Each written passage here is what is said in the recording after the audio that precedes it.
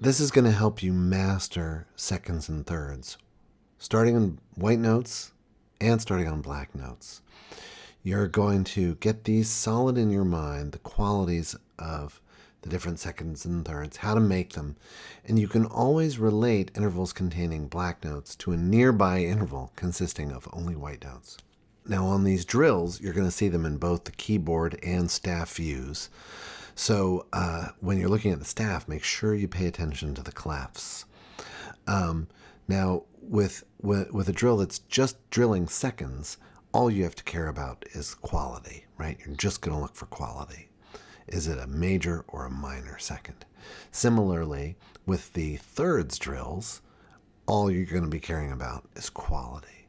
They appear, stay grounded in your white note intervals, major and minor, because if you know those like the back of your hand, which you do, makes doing the chromatic intervals, major and minor, much, much easier.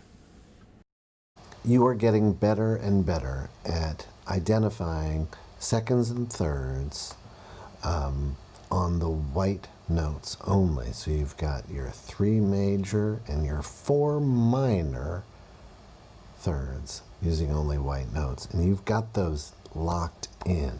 And so now you're going to start to become more and more automatic with adding some black notes and understanding the qualities of these intervals. So let's walk through this real quick.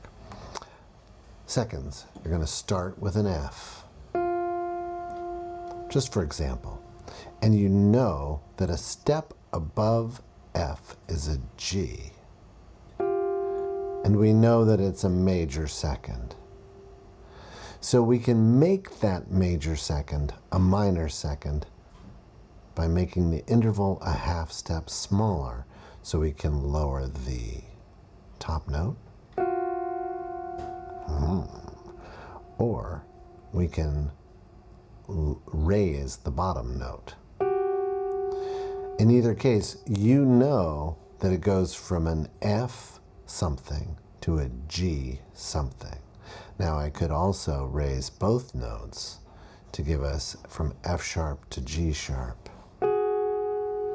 Okay, but we're not going to worry about that right now. We're just going to have one black note in the mix. Okay, now let's start on E this time.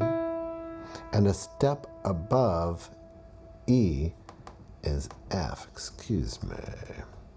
There we go. And we know it's a minor second. We know that's a minor second.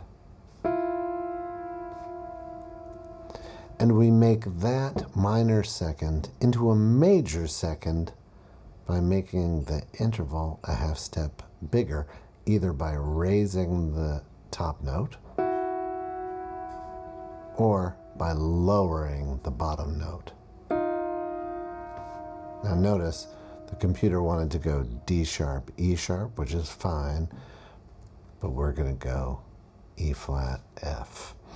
All right, let's do thirds. For example, let's start with G, and a skip above G is B, and we know that it's a major third. Whoops.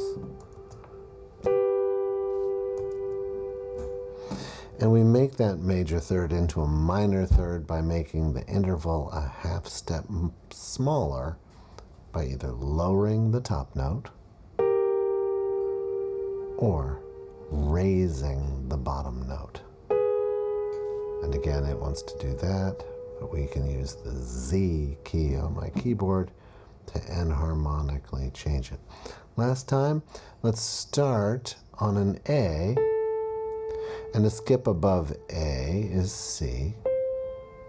We know it's a minor third. We know from A to C is a minor third because we've got that memorized.